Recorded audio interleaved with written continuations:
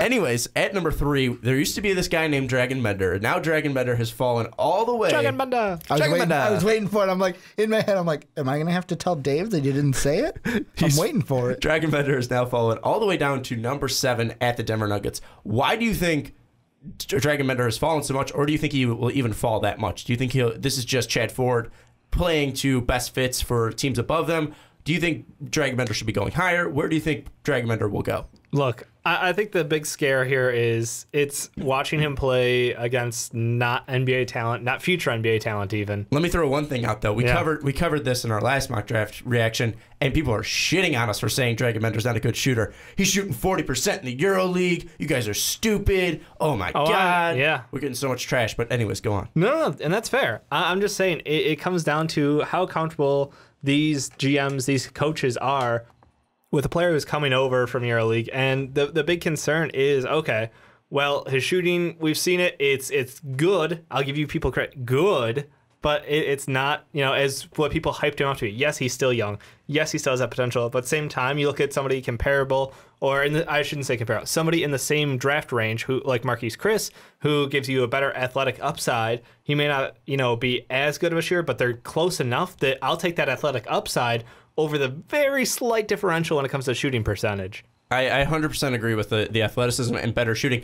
I'm not saying Chris is a better shooter, but with his shooting coming along, that makes him a better prospect. Right. Is what we're saying. Is Dragan Bender probably the better shooter right now? Yes. But can Marquise Chris develop into a good shooter? That's what we were trying to say in our last mock draft reaction. I think that was the kind of Dragan Bender is not going to get more athletic magically. Yeah, exactly. Marquise Chris has that, and he already has the defensive abilities.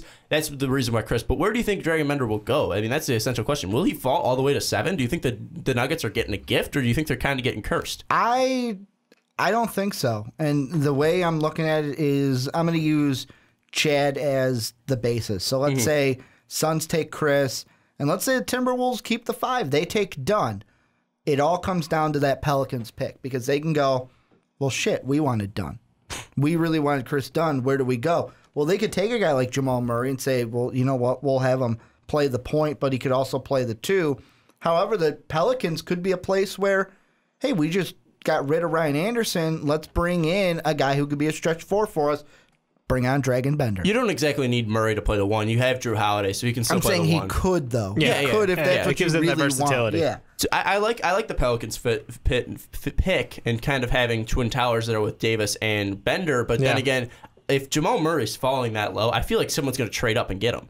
I think someone will want him on that. So there's definitely a group of teams who are interested in getting someone that has that kind of scoring potential, and he can just light it up like that. I mean, there are at least 5 that I know of who have talked about Jamal Murray. Yeah, I mean, it's ridiculous if he falls that much. I mean, looking at Bender, I mean, there's a lot of things. Like I say this in my mock draft every time. I mean, there's a love-hate relationship with him, because I see what Kristaps Porzingis is doing, and it's fantastic. And I had a lot of worries. Terrible comparison though that I'm starting to see is him to Porzingis. Well, why is it terrible, Ricky?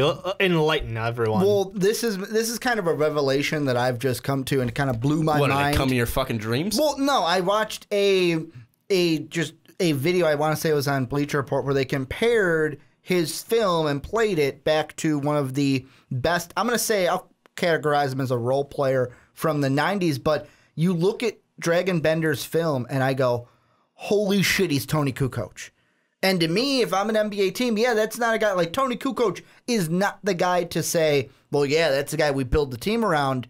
But he had some pretty good games coming off the bench or starting for that 90s Bulls team. But also, I mean, if the Pelicans pick him, they're not building a team around. You're building the team around It's still Anthony Davis. AD, yeah. Yeah. But at the same time, this gives you a good scorer on the outside who can stretch that floor, and that's pretty valuable in today's NBA. And his film, like, you look at how he drives the basket, how he shoots, it's carbon copy Tony Kukoc. The thing with Porzingis and Bender, though, they're always going to be tied just because who is the last great? It's back-to-back, yeah. Who's the great last international player who's kind of unknown but showed a lot of great skills? It was Kristaps Porzingis. They're just forever linked. So that's kind of why I have a love-hate relationship with him, because I wasn't high on Porzingis when he came out, but obviously he proved me wrong completely in that first year. And I'm on the other side. I was really high on Porzingis. I thought it was a great pick, and I'm happy that he landed out the way he did in New York after all the hate up front. Yeah, notice how New York really hated him, and then he started making buckets, and they were like, "Oh, we love you." And Phil playing that quiet game, like, yeah, it's like a 2-year project. Don't worry about it. And he just comes out and drops like 18 day one. So, I mean, I think it's fantastic, and it's the reason why he was projected so high. He gave Bender such a huge push in the draft. I think, the 5 to 10 range is more likely where he actually deserves to be rather than fighting for that 3 spot. I think that was just because of Porzingis. He got that push. So you're saying, if I'm Dragan Bender, I don't want to go to the Suns anyways. So you're saying 5 to 10, Dave? I think he's a 5 to 10, yeah. Where are you saying he goes? What I'll range? lock him in at 6. You'll lock him in at 6 for the Pelicans? He's not going to fall below 6? And if he does? If he does, he's going 7. So 6, 7, 5. Okay. You talked me into I'm just saying. See, with Bender, I mean, it's hard to say because, I mean, if the Celtics take Brown at 3, what? Can I change my mind? Yeah. I'm going to say 7 only because Tony Kukoc's number was 7. So boom, full circle. Hero magic right there. All right, so you're agreeing with Chad. My tinfoil hat. You're agreeing with Chad Ford. I'll say 6, 7, but I would love 7 because then Tony Kukoc was 7. Illuminati confirmed. Okay, so you're agreeing with Chad Ford. So you're agreeing with Chad Ford. He's going there. I'll say 6, 7. In my mock draft, I currently have him going to the Pelicans. So I gotta agree with you. I think he's going 4 to 6. I think if the Suns like him better, then they'll take him over Chris. I think maybe if the Timberwolves do want to keep Ricky Rubio, then they go with Bender. And I don't see the Pelicans really missing out on drafting Bender. I don't know if it's the right pick. I don't know if he's going to develop because Kristaps proved me wrong. I have a bad feeling about Bender, but I had a bad feeling about Porzingis. So really, is it because we don't really watch them as much because we're not over in Europe watching the EuroLeague? It's not even that. I think we just trash on the EuroLeague. I think we've seen it's a half tier below the NBA, and then China's like 2 tiers below that. Yeah, and we see the NCAA, and we've seen the product it is putting out, and with I think we always compare it to like Darko Milicic and Andre Bargnani. Oh my God. It's kind of like we've seen the Calderon. Yeah, we've seen the bust from the international leagues. I can't remember what commenter was, but we got a comment in one of the sections where I saw Dragan Bender, the next Darko Milicic, and it's like, shut up, get out of here. Maybe. Do you even know who Darko is? Maybe he could. He's international. So he's picked in the first round. So Bender's going to get a ring before Ingram. Let's or put it this way: there's a lot of picks that get tossed out for overseas players.